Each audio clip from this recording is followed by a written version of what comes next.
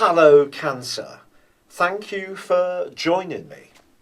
This is your monthly forecast for March. You're someone with a real appreciation of the things that you need to do. Your sense of duty and organisation is the stuff of astral folklore. However, as you begin this month, there can be part of you that wants to make some changes. And in some ways, this could see you challenging the status quo. This could prove a surprise for the people that you're closely involved with. To begin with, the Sun at the start of this month continues its journey, along with Mercury, through the most adventurous part of your scope. This can emphasise your need for independence, but also for travel or new experiences.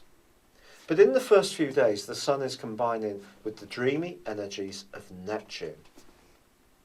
This could make you particularly compassionate. If you're someone with an interest in overseas charities, this may be an area that you find yourself doing something to help those who are less fortunate. But equally, you could find yourself embracing the arts or cultural interests that much more firmly. A film, a new release, or a book can grab your imagination, which can be hugely vivid. But Neptune, remember, can distort reality. So if you're discussing any kind of contractual issue, as this month begins, take your time to really get clear about what the pros and cons are. But there's also the role of Uranus, which has been very restless in the part of your scope to do with the way you connect with the wider world for some years. This at times has made you surprisingly rebellious. But as Mars passes over Uranus at the very start of this month, and they're both in opposition to Jupiter, the planet of expansion, you may find yourself really pushing something right to the point of, well, almost beyond where you ever have before. Perhaps you're wanting to test yourself out in some kind of way, but particularly around your goals and ambitions. And this could come about, this compulsion, if you feel that your life has almost become rather too staid and too set. In fact, the very things that you're used to maintaining, which is a real sense of security, can be an anathema to you at the very start of March. Of course, it's always important not to push so hard that we snap something beyond repair. But I think you may find yourself being surprisingly outspoken.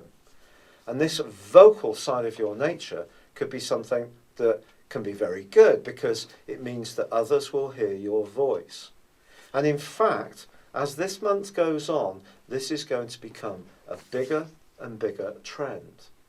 But it is going to be important to be diplomatic because on the 4th, Venus goes into a retrograde, also in your 10th solar house.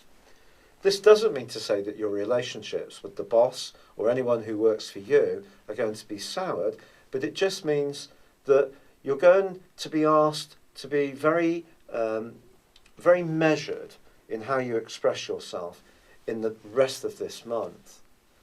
But there is, of course, a big change that occurs on the 10th, when Mars moves beyond that conjunction with Uranus and makes a transition into the sign of Taurus, which is great for you. Now, Mars is all about us in terms of our ego. It's about instant gratification. It's about sex, of course. It's about ambition. It's raw, and that's what makes it so exciting. But moving into the sign of Taurus, it ennobles you in a way to make sure that your needs can work in tandem with an interaction with others. So the spirit of cooperation can flow, but that doesn't mean to say you need to sacrifice who you are. And that's going to be a thrilling possibility for the rest of this month. Now on the 11th, there is a full moon. This full moon could see some kind of conversation in the following couple of weeks, and it's possible that your desire for change may not necessarily fit with the expectations of someone close to you who may want to keep the status quo. Then again, someone else could be pressing their new ideas or vision upon you, and it depends how you react. with Jupiter being supportive in a semi-sextile to the full moon in the sign of Virgo, I think it's possible that as long as you keep dialogue open, especially around the more emotional component of your discussions, then something good can come from this. Now, in the very middle of this month, Mercury is going to be making its move into the sign of Aries. It's going to be followed on the 20th by the Sun.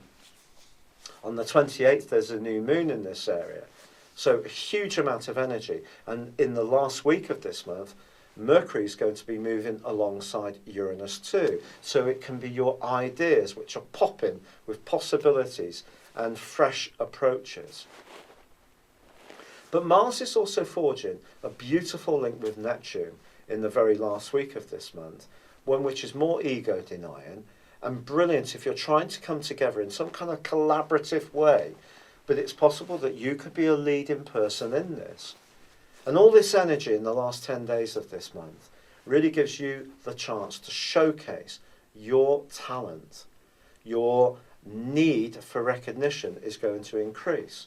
If you're looking for a promotion or want to apply for a new job or get back onto the jobs market, the drive and motivation to achieve this is certainly going to help you to move forwards. People can see you as a very, very capable person, and it's your time to step into the limelight. So if there are any offers to push your case forwards, be open to them. So a very exciting month is in store for you, Cancer. It's been a real pleasure being with you. Good luck and goodbye for now.